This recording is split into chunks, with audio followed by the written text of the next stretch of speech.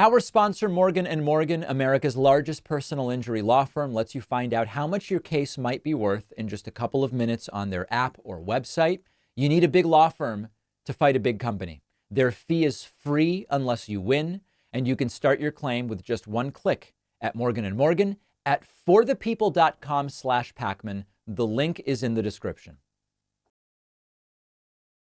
Well, that didn't take very long at all. 3 months into Donald Trump's second term, the economy is already shrinking. Shelves are expected to start going empty. My local grocery store hasn't had a single carton of eggs the last 4 times I've been there. And hiring is freezing up with worsening jobs numbers. And as we speak, as I am coming to you today, do not adjust your television. This is a new show. The stock market is again down 2 percentage points once again. So here's what's going on. The American economy shrank in the first quarter of this year. We measure that by looking at the GDP, gross domestic product. It was expected to be somewhere between declining and up slightly most recently. And we now have the final numbers from Q1, negative growth, 0.3%. That is a significant reversal from the 2.4% growth that we saw at the end of 2024 under President Joe Biden. It is well below the 0.4% growth consensus from economists. And of course, the Atlanta Fed's GDP Now indicator did expect a decline. It turns out we got one, negative 0.3%. This is the first economic contraction in 3 years for the United States. That's 12 consecutive quarters, roughly. Might have actually been 13. 3 consecutive years of every quarter, the economy grows a little bit, grows a little bit, grows a little bit. And now Donald Trump's first quarter back in office, and we see a GDP decline. This puts us halfway to a recession. And as I said yesterday, we may already be in a recession. Let me explain that. One of the most accepted ways to determine whether we're in a recession is 2 consecutive quarters of GDP decline. We are in the second quarter right now. If you believe, as many economists do, that the economy is shrinking this quarter as well, Q1 we know saw GDP decline. If in this quarter we are in another GDP decline, that means we are in a recession right now. We won't know it until later. We won't know it until, I guess it would be the very end of July. But we may be in a recession right now. Question that is obvious is what triggered it? Well, we saw this massive surge in imports as companies scrambled to stock up ahead of Donald Trump's new tariffs. That short-term panic distorted the economy and now leaves us extraordinarily exposed to the empty shelves that many believe are coming. Trump's chaotic tariff policy didn't just slow the economy, it created the slowdown. Trump promised economic strength and growth, and instead what he has done is spark a contraction. It is no longer speculation. That's what happened in the first quarter of 2025, and now we are seeing the fallout. The 145%, I guess, tariffs on Chinese goods have brought imports to a halt. Bookings from China are down by as much as 60%. The Port of Los Angeles, which handles 40% of imports from Asia, is expecting a 35% drop in arrivals. These are not normal fluctuations. These are crisis-level supply disruptions. Trump ran on "you won't see empty shelves when I'm president," not like you saw under Biden, even though really the empty shelves were during COVID while Trump was president. But put that aside for a moment. Trump ran on no empty shelves. The cupboards will be full. The shelves will be stocked. But Walmart and Target have already warned Trump directly. If this continues, we will have empty shelves by summer. And we are less than 2 months from summer right now. The most affected import areas: furniture, clothing, auto parts, plastics, and footwear. Really everyday goods that people have come to rely on. Prices would expect to go up if we see the supply issues. Small businesses are saying we can't survive if this keeps going. And to add insult to injury or injury to insult, depending on your perspective, the job market is not looking so hot either. Stalling, just 62,000 new private sector jobs added in April. That's the weakest number in about a year. It is half of what was expected. What's happening? Well, employers are hesitating to hire because they don't know what comes next. Why hire employees to, for example, install products that you're not going to be able to get over the summer, or that are going to cost so much that no customers are going to want to buy them? Wage growth is flattening. Education and tech are cutting jobs. So one economist summed this up perfectly. Unease. Unease is the word of the day. So step back. Look at what we are seeing here. We had an economy under Biden. It was not perfect. We still had poverty. We still had inequality. We still had unemployment. It's a country of 340 million people. To say we figured it out under Biden would, of course, not be accurate. But by most standard metrics that we consider, things were going pretty okay. All of a sudden, the economy is shrinking. Global trade is collapsing.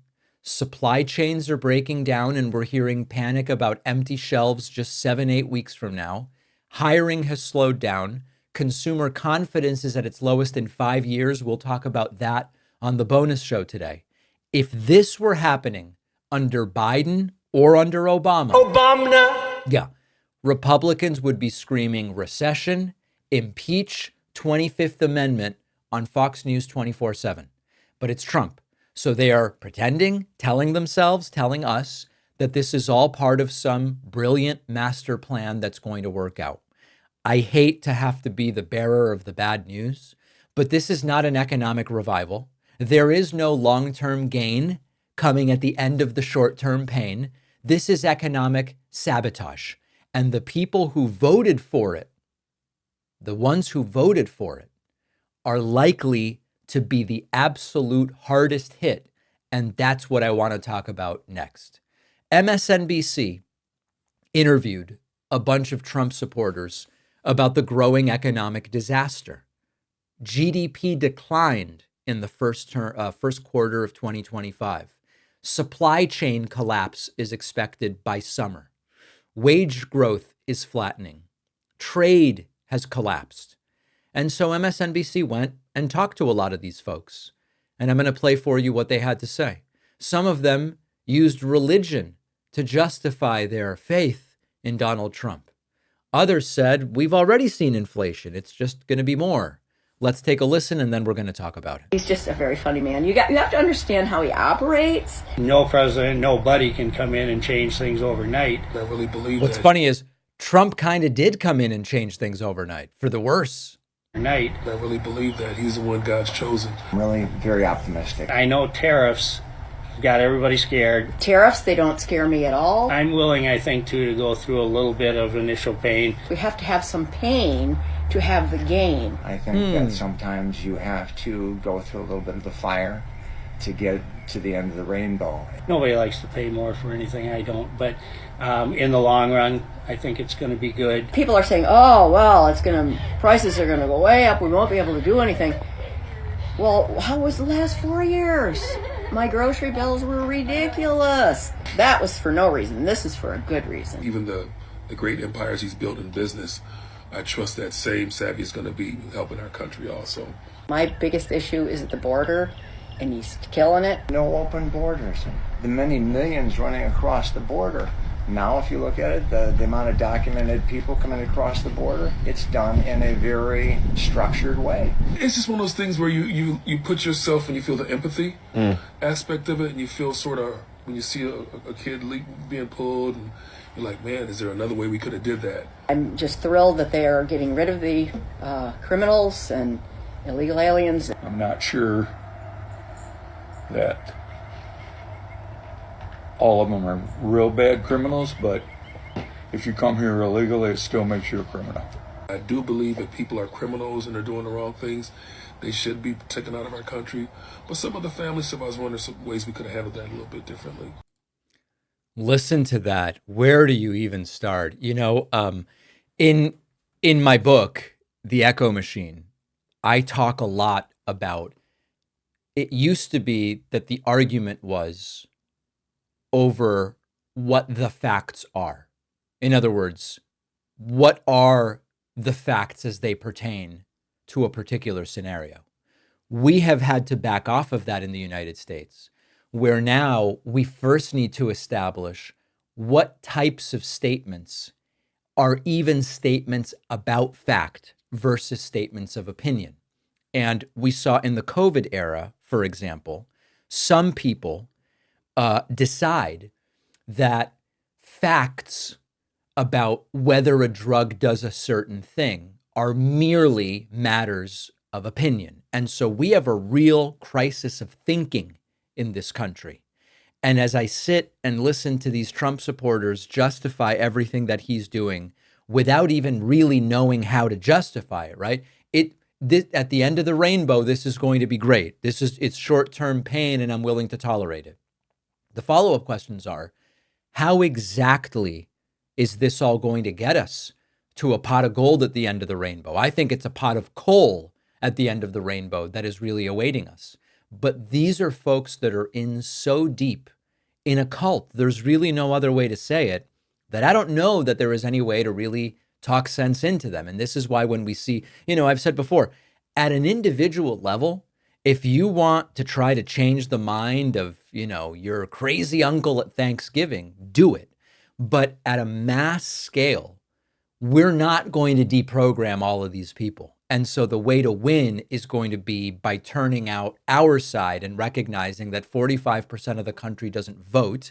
And without convincing a single one of these people, we can win just by getting more people out to the polls rather than by arguing with these folks. These folks strike me as probably too far gone.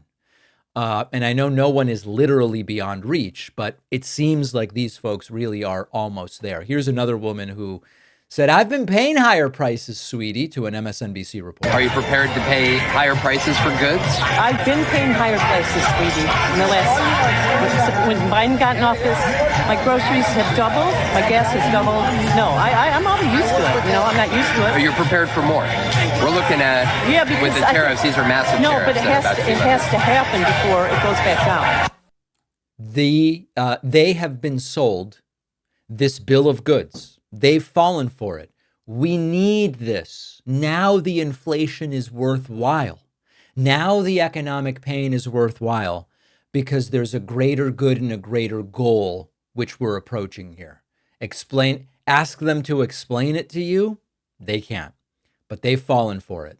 I don't know how we deprogram them. I think we probably don't. And winning is going to depend on turning out new voters. That's my takeaway. Let me know what you think. info@davidpakman.com.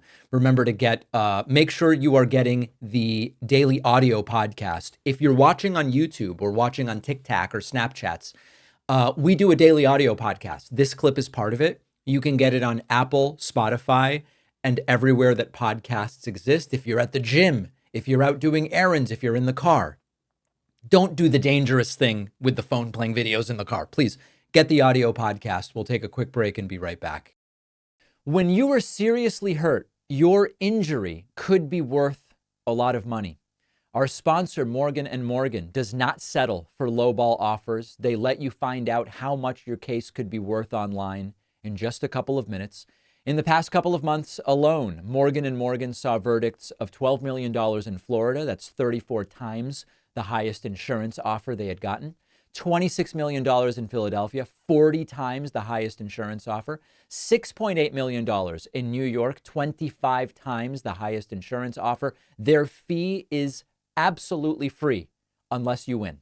Personal injury lawsuits serve a crucial role. When you suffer an injury that someone else caused, you could be left with huge medical bills, lost wages, other expenses that simply should not be your responsibility.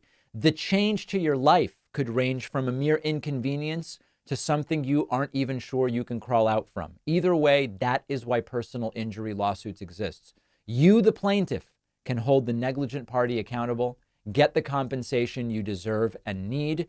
Did you know you can start a claim with America's largest injury law firm in just a click? It is so easy. You can start your claim now with Morgan & Morgan at forthepeople.com/Pacman or click the link in the description.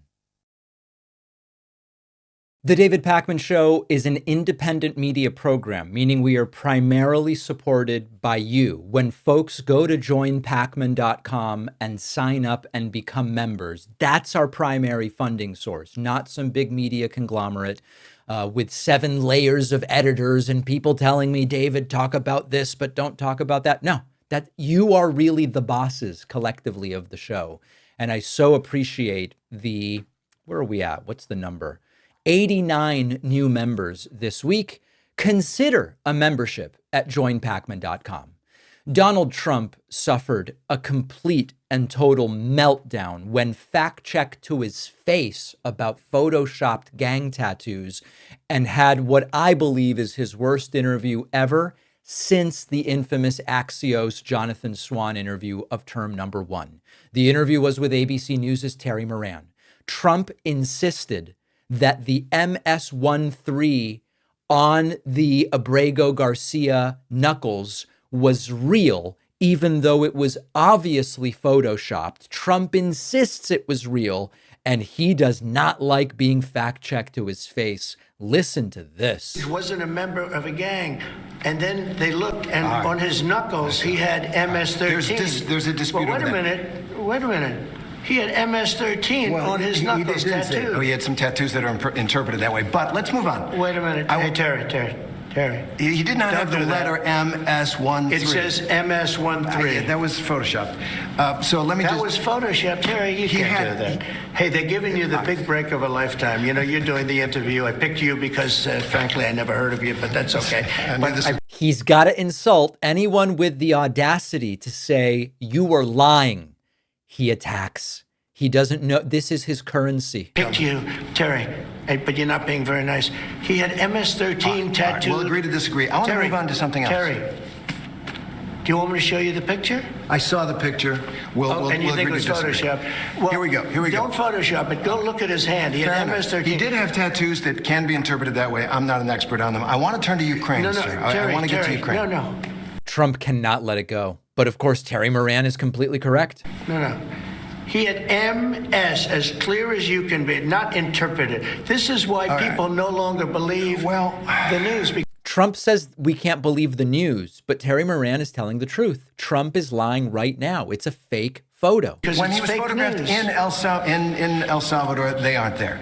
But let's just go on. They aren't there when he's in El Salvador. They weren't there, but they're there now, right? No, but they're in your picture. Terry. Ukraine, sir. He's got MS-13 on his knuckles. All right.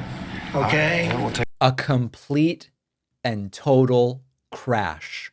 To all the people who all along said, no, Trump means that the tattoos stand for MS-13. He's not saying that it says MS-13. No, Trump is saying that the MS-13 that was photoshopped onto the knuckles is literally there. This is insane. And of course, Trump is either a terrible liar, or he's cognitively impaired, or he's being manipulated by his staff into believing that the photoshopped image of MS-13 was actually real, or some combination of the three. When Trump glitched out during rally after rally and spent minutes swaying to music, we should have been a little more concerned about making this guy president.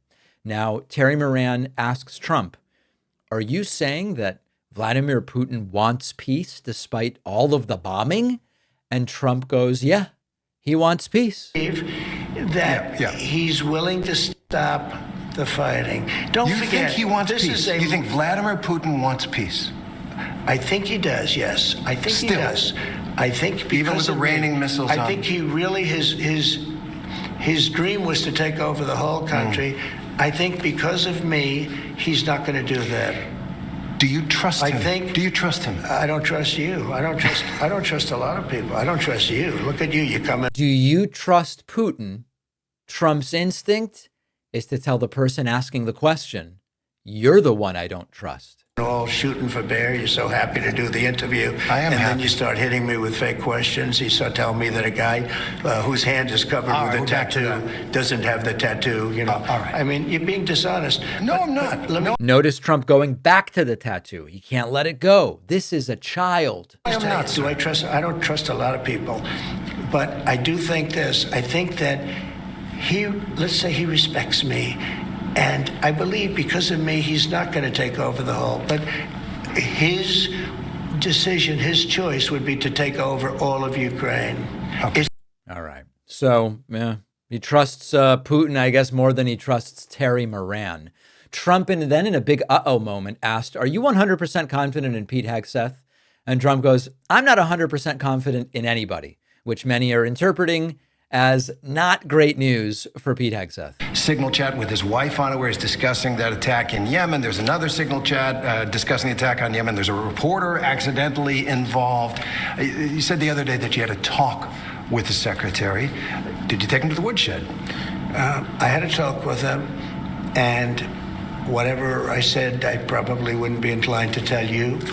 But we had a good talk. He's a talented guy. He's young.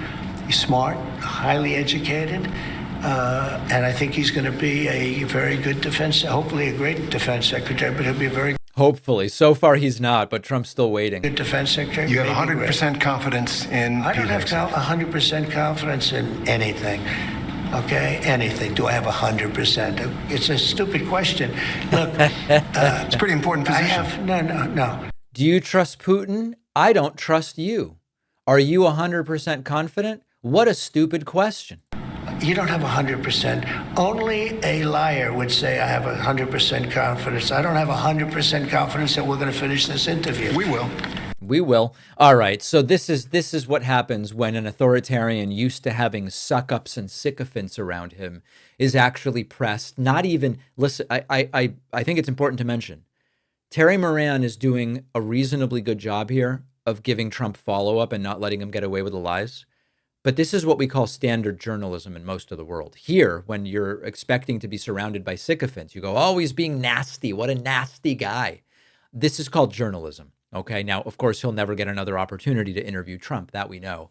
Trump did also, during the interview, admit to willfully violating the Supreme Court order when it came to the deportation of Abrego Garcia. There's a phone on this desk. I could. You could pick it up, and with all the power of the presidency, you could call up the president of El Salvador and say, send him back right now. And if he were the gentleman that you say he is, I would do that. But the court has he's ordered not. you to facilitate that. I'm not the one making this decision. We have lawyers that don't want to do this. But the buck stops in this office. No. I follow the law. You want me to follow? There's a phone on. So, of course, Trump goes, no, I could have. I could have picked up the phone and I could have stopped the deportation. But he decided not to do it, something he had not previously acknowledged.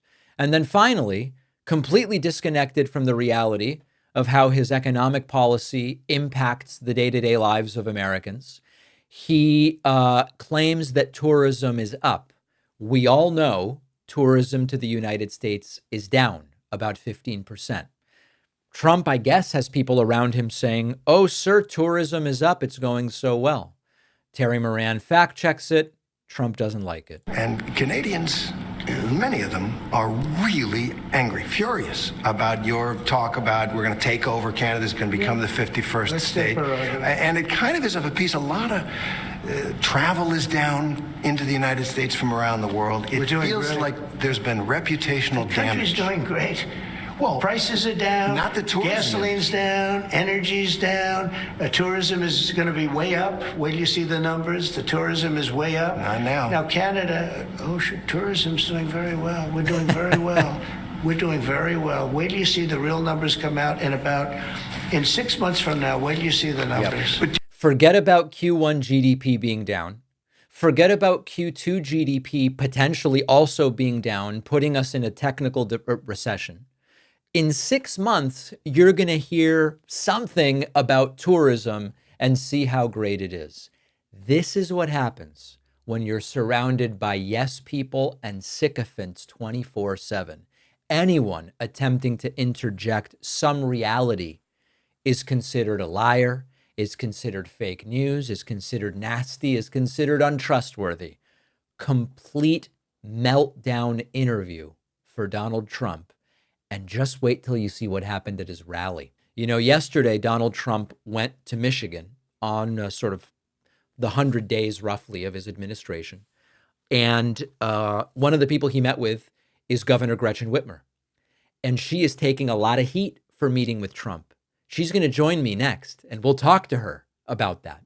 But before we get to that, one of the things Donald Trump did in Michigan is he held a rally in Warren. Now, this was a venue whose maximum capacity was about 4,000.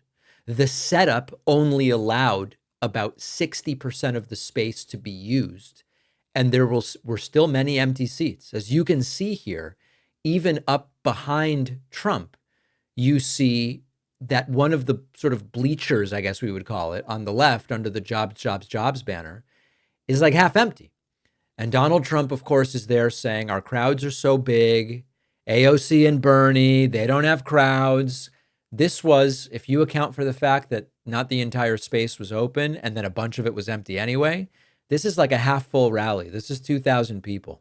This is nothing compared to the AOC Bernie crowds. And listen to Trump. Party. They have no candidates. And you know, when they say that Bernie's probably the best they have. By the way, he's about 7 years older than me, more, 8 years older. One thing I got to give him credit, he's a lunatic, but he's still pretty sharp. And he's going around with AOC +3. You know, the +3 follow him.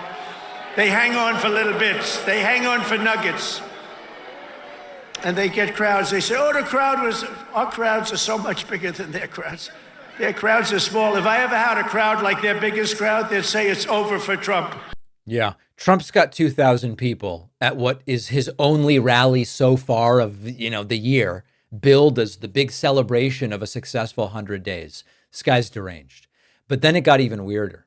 Donald Trump once again ranting about toilets. This guy is obsessed with plumbing.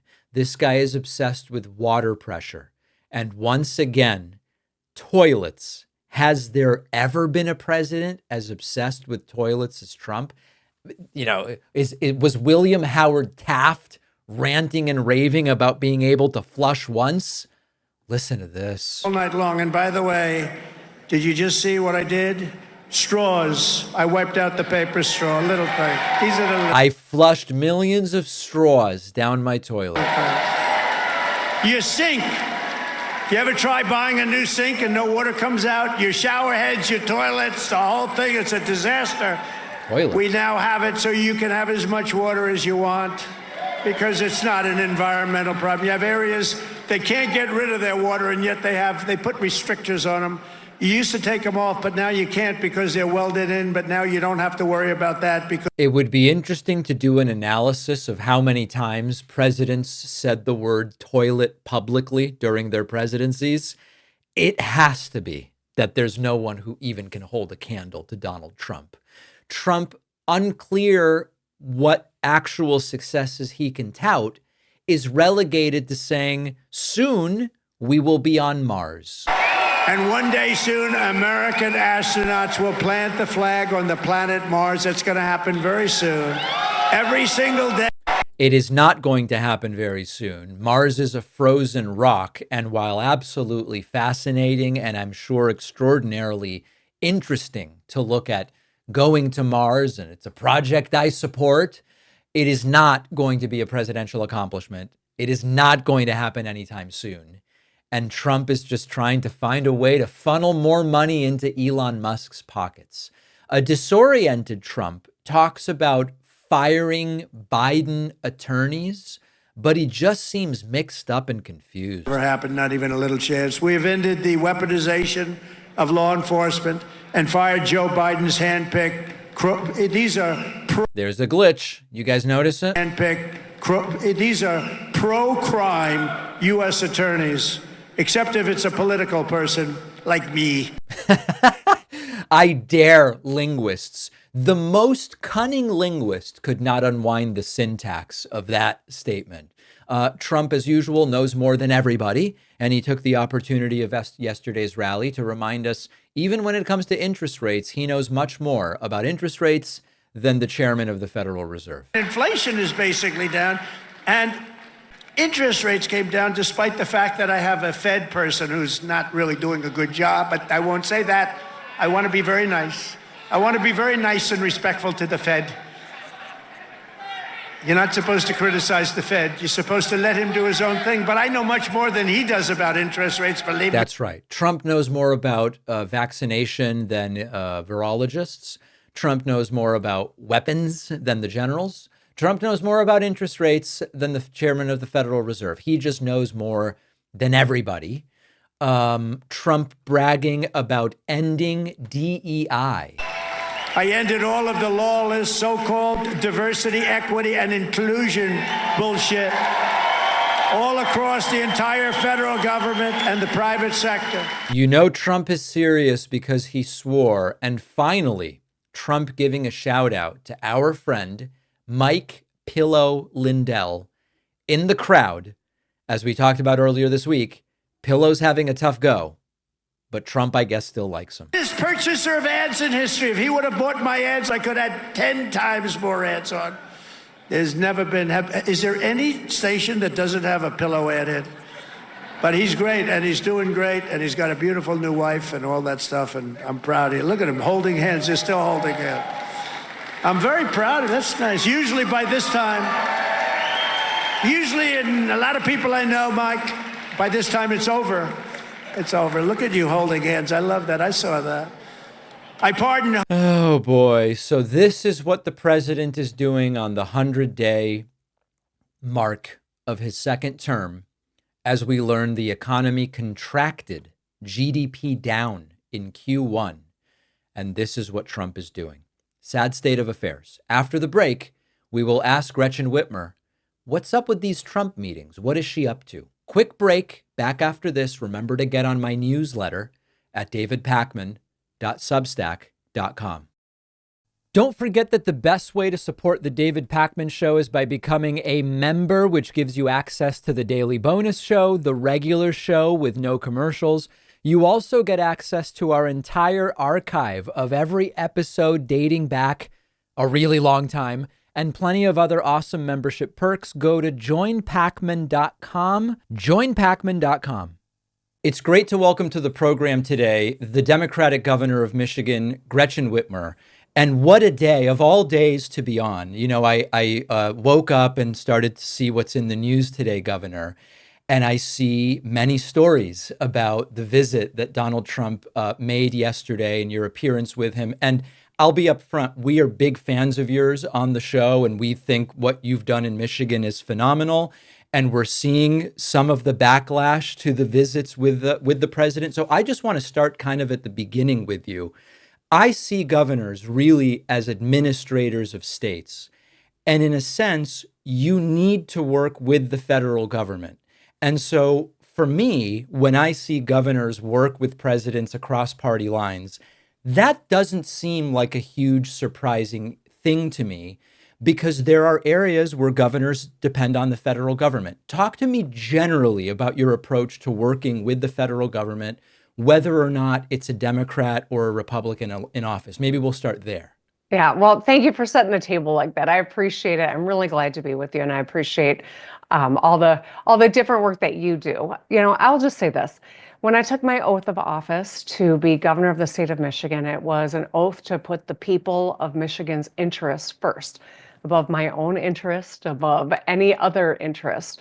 I am the governor of Michigan, and I've got to deliver balanced budgets. I've got to get shit done. I've got to work with whomever I can in order to do that. And, you know, I think some of I think consternation in this moment is in my first term, I had a very contentious relationship with the Trump administration, and, you know, infamously got threatened with kidnapping and murder plot. Yes. Because I was telling people, trying to keep Michiganders safe and asking them to wear masks and stay at home to be safe. Now, you know, I show up at the White House because I know how important this base, Selfridge Air National Guard base, is to the Michigan economy. And I get, you know, I criticized by some in the pundit class.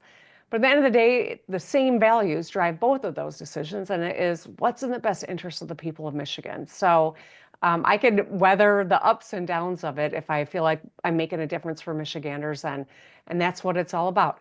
It doesn't mean that I don't fight important fights, and certainly there are a lot of things that I don't agree with the current administration on, and we are fighting. But my ability to seek common ground is driven by my North Star, which is the people of Michigan. Right. And so for people who may not know the backstory, you met with the president a couple of times to secure funding for the Selfridge Air National Guard base. Why that issue in terms of what you chose to lobby Trump on rather than anything else? Well, I'll start with this.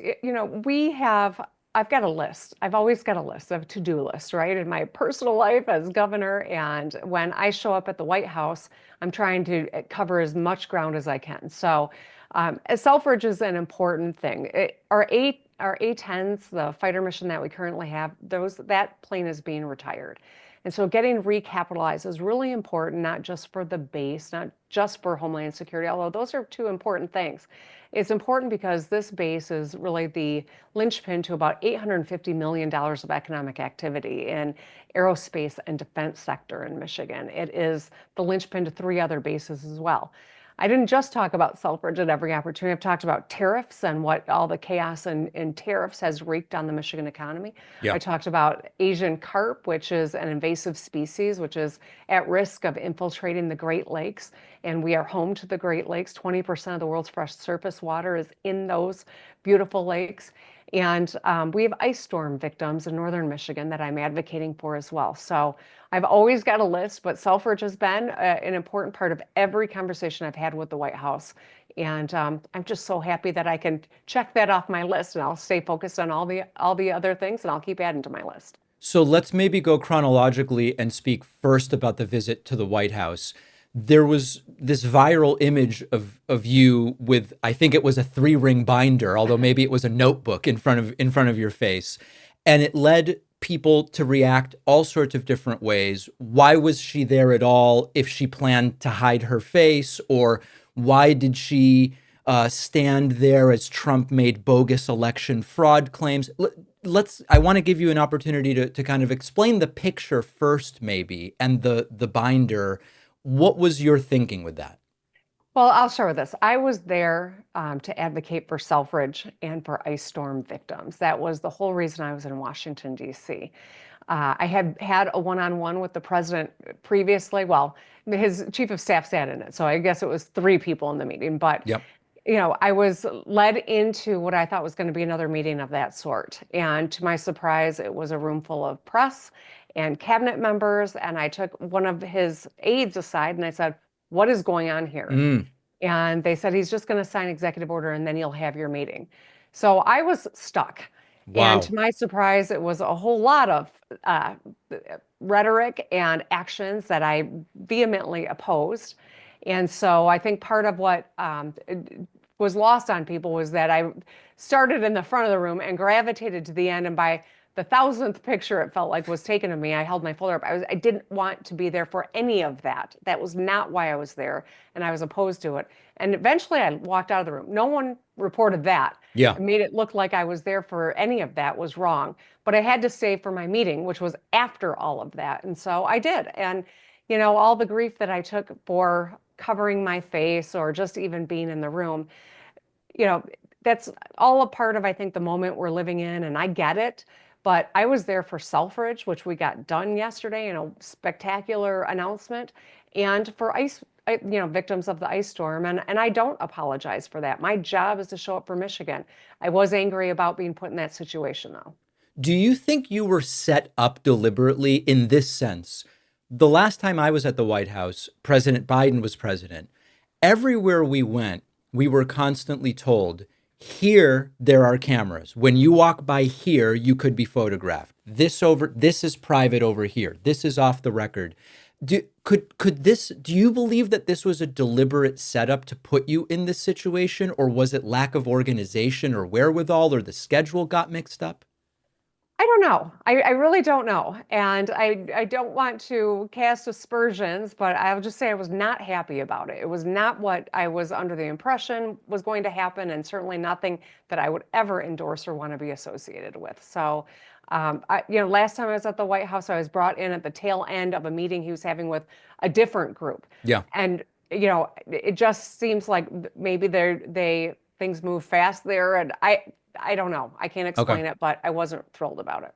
Okay, lately. before we talk about tariffs, let's talk briefly about yesterday. So the president goes to Michigan.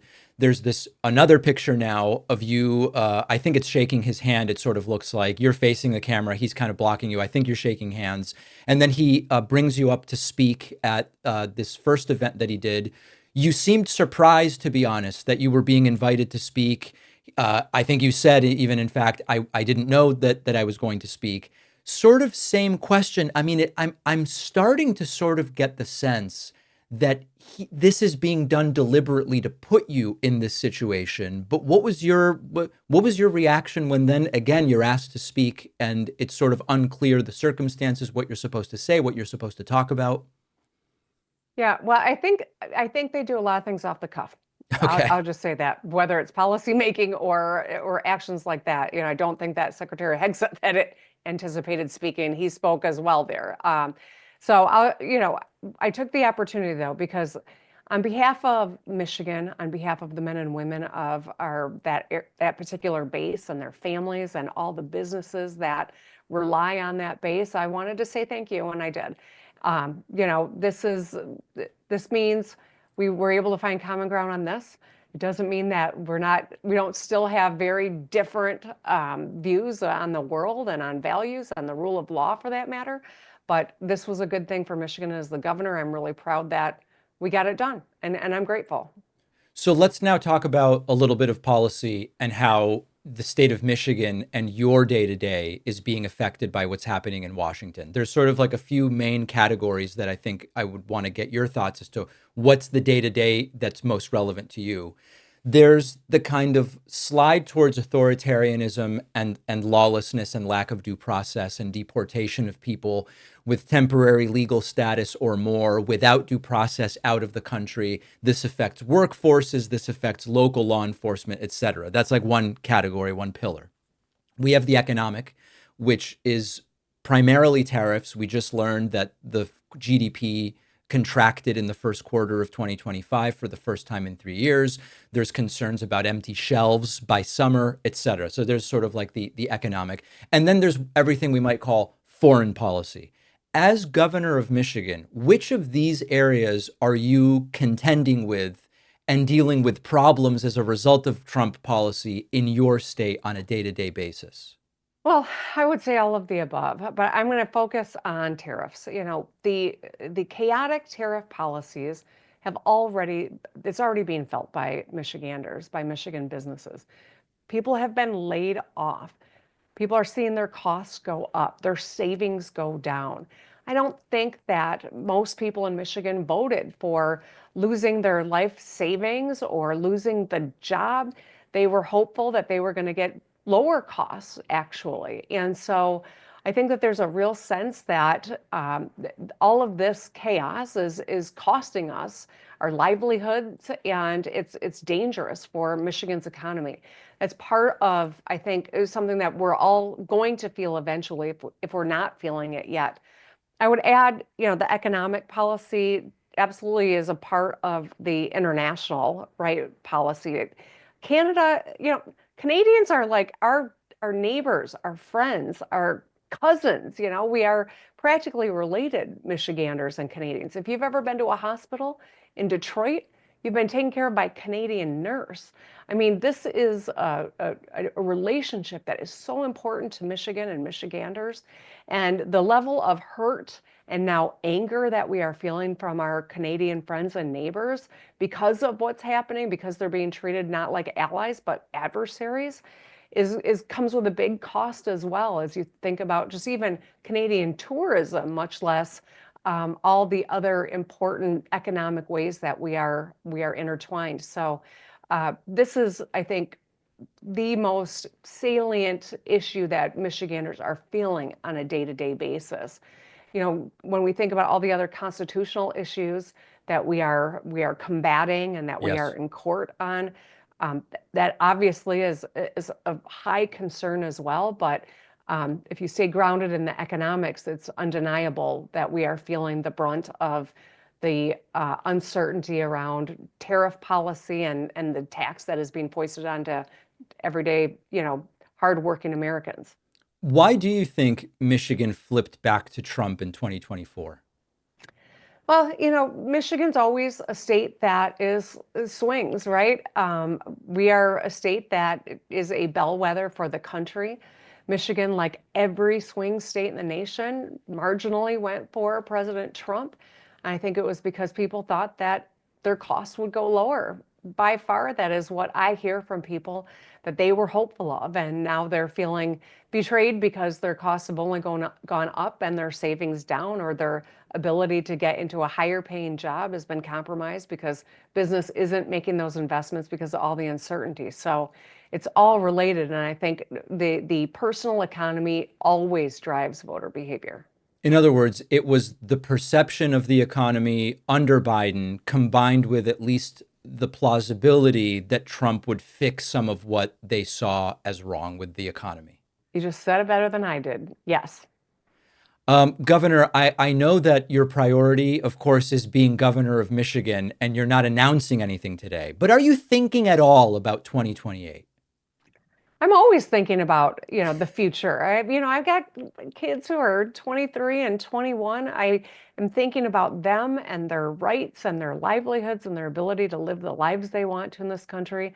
I'm always thinking about that. So I'm staying focused, though, on my job through 2026, making sure that Michigan has great, strong Democratic leadership going into 2028. That's going to be so important, regardless of who's at the top of the ticket. But I hope to always have an impact on writing whatever that future looks like. I'm not sure that I need to be the main character. All right. Governor of Michigan, Gretchen Whitmer, we really appreciate your time today, and we're going to keep an eye on your work in Michigan. Thank you so much. Thank you, David. Good to be with you. If you value what we do at The David Pakman Show, remember to support us on Patreon. Go to patreon.com/David Pakman Show, where you can get access to behind-the-scenes videos, the daily bonus show, the commercial-free daily show. You can support the show for as little as $2 a month.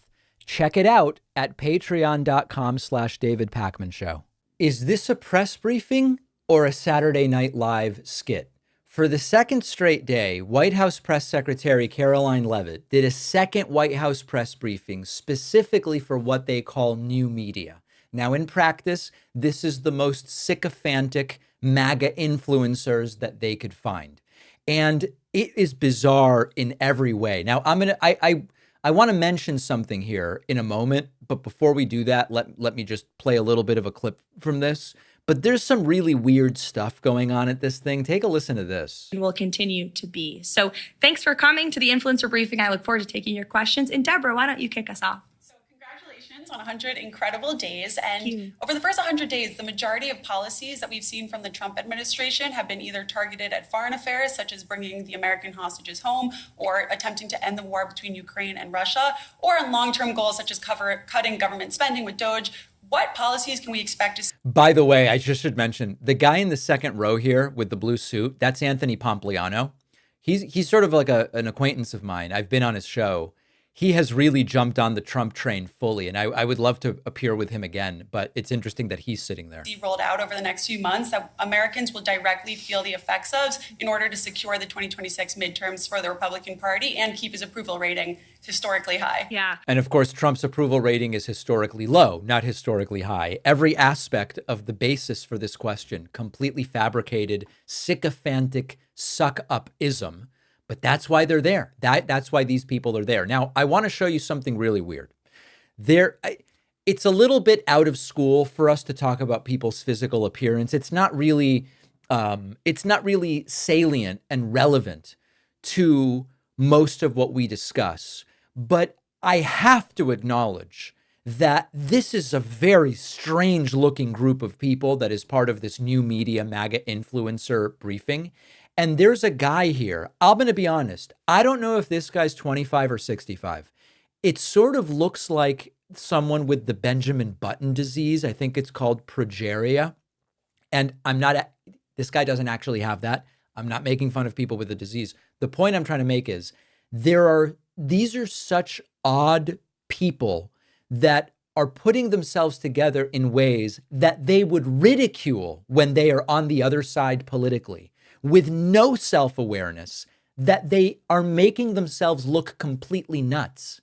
Anyway, so here is a question from that guy suggesting that Biden was responsible for rising suicide rates, if you can imagine. In the first 100 days is that the White House is crawling with kids. You have a young, beautiful baby boy. There are babies everywhere. There's so many young folks on staff who have kids. But the last 4 years under Joe Biden, parents are really stressed and ravaged. They had to take on 2 or 3 extra jobs. Depression rates. Yes, people had 3 extra jobs under Biden, despite the fact that zero economic indicators suggested that. Were up, suicide rates were up. You're a very high profile young mother who seems to juggle and balance it all beautifully. What advice do you have to young parents out there who are starting their careers, having kids, building families, and trying to find that balance so desperately? Yeah. What a vomitous question. What a vomitous question. This should make all of us have that disgusting taste when one of those weird burps happens. This is a disgusting question. Wow.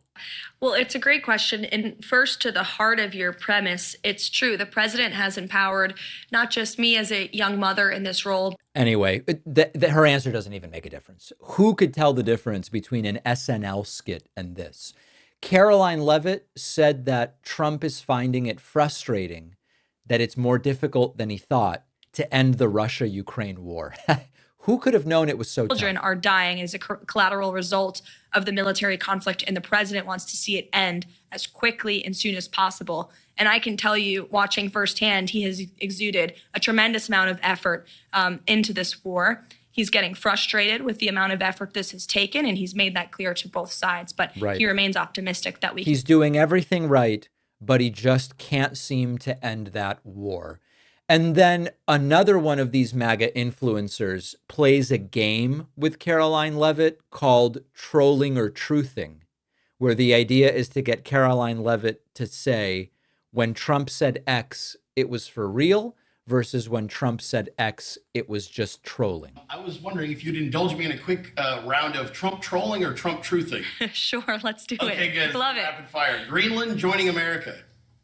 Definitely Trump truthing. Becoming a 51st state? Trump truthing all the way. And the Canadians would benefit greatly, let me tell you that. Eliminating the IRS?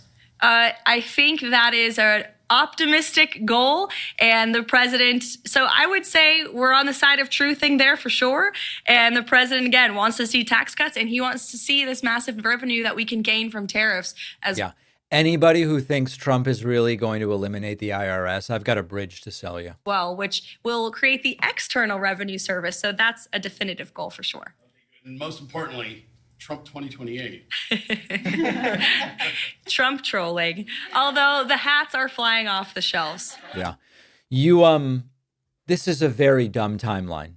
SNL won't be able to do a parody of this because it looks like a parody, but this is what they're now doing. I just don't even know what to say, but this is how far we have fallen. The party of small government and not interfering with business is now bragging that they strong-armed Jeff Bezos into removing the impact of tariffs from their products. And Trump bragged about it yesterday. Let me explain to you what happened. Briefly, on Amazon, this tariff premium showed up. So if you looked at a product that was $20, it would say, you know, this product is $4 more because of the tariffs. The White House didn't like that. And so yesterday, Donald Trump, with the helicopter blades whirring in the background, said that he called Bezos and they took care of that problem very quickly. Great. Jeff Bezos was very nice. He was terrific. He solved the problem very quickly. And he did the right thing, and he's a good guy. This is government interference in how for-profit companies do business. This is a party that says, let businesses do whatever. And the market will dictate, if Amazon displays tariff prices and customers don't like it because they think it's mean to Trump, they won't buy off of Amazon. That's what they claim to support and defend as a principle. But then Trump had to call Bezos and bully him into removing the impact of the tariffs from pricing. And by the way, the most interesting thing is that Trump is admitting that showing people the effect of tariffs is a problem. Trump is, despite claiming that the tariffs are phenomenal and everybody understands how great they are and how much they're going to help the country, despite all that, Trump is acknowledging people actually knowing that it's making stuff more expensive is bad. I'm going to call Bezos and tell him to get rid of that. That's the opposite of what he's been claiming. Trump also said that he would like to be Pope. He is number one in his mind to be Pope. As Pope? I'd like to be Pope. That would be my number one choice. No, I don't know. I have no preference. I must say we have a cardinal that happens to be out of a place called New York who's very good. Yeah, this is the guy who couldn't name a single Bible verse when he was talking about how religious he is. He thinks that he should or could be the Pope. Trump now referring to his big, beautiful bill, which we still know very little about, as the big, beautiful New Deal. New Deal. Look, a very important element that we're working on now, maybe more important than anything with the border in good shape, is the fact that we want to get, and very importantly, the big, beautiful New Deal. If we get that done, that's the biggest thing, what's happening in Congress right now. And I think we're going to get it done. We have great Republican support. If the Democrats blocked it, you'd have a 60% tax increase. I don't think that's going to happen. We have great support from Republicans. Of course, this is ridiculous. There is no 60% tax increase coming if his bill is blocked. We don't even know what's in the bill. We're constantly 2 weeks away from whatever it is Trump is talking about. And then finally, and this is really wacky, as part of the new media, whatever at the White House, the conspiracy theorist outlet Gateway Pundit is now allowed at the White House. And Trump loves the question. And he goes, "Who are you with?" Gateway Pundit. Jordan Conrad's doing the Gateway Pundit. I wanted to get your response on the leftist media. They're trying to hide the mugshots that are featured on the front lawn of rapists, murderers, pedophiles. What do you think of that? Aren't they proving to be the enemy of the people? Well, I guess they are.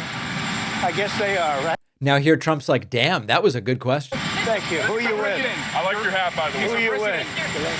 The Gateway Pundit, sir. Mr. President, sir, what's your message? Trump likes that. Trump likes the question from Gateway Pundit. And the conspiracy theorists are now inside the house, quite literally. Here they're standing right outside the house, but they are allowed inside the house as well. This guy is on a bender. And we should expect that if and when the economic news gets worse, I hope it doesn't, but Q1 GDP being down, job creation slowing, empty shelves coming, this stuff is not good. I hope it doesn't happen, but it's starting to look like it's happening. As the economic news gets worse and worse, Trump will become increasingly hostile towards any media outlet that doesn't just lay down and pray at his feet. And we should expect the behavior to become increasingly unhinged. Now, on the bonus show today, we are going to look at consumer confidence. And once again, it feels like every week this is happening. Consumer confidence has sunk to its lowest level since May of 2020. We will also discuss the Supreme Court weighing whether law enforcement can be held accountable when they raid the wrong house. It's happened a bunch of times now. And finally, Congress has passed a bill to fight deep fake nudes and revenge porn. Does it have teeth? All of those stories and more on the bonus show. You can sign up and get instant access at joinpacman.com. And remember that my book, The Echo Machine, now a 3-time New York Times bestseller, is available everywhere books are sold. Thousands of books still shipping out. You can get your copy. I'll see you on the bonus show. I'll be back here tomorrow. Thanks a lot for watching today's show. I just want to take a second to tell you about today's sponsors. Our sponsor, Morgan & Morgan, America's largest personal injury law firm, lets you find out how much your case might be worth in just a couple of minutes on their app or website. You need a big law firm to fight a big company. Their fee is free unless you win, and you can start your claim with just one click at Morgan & Morgan at forthepeople.com/Pacman. The link is in the description.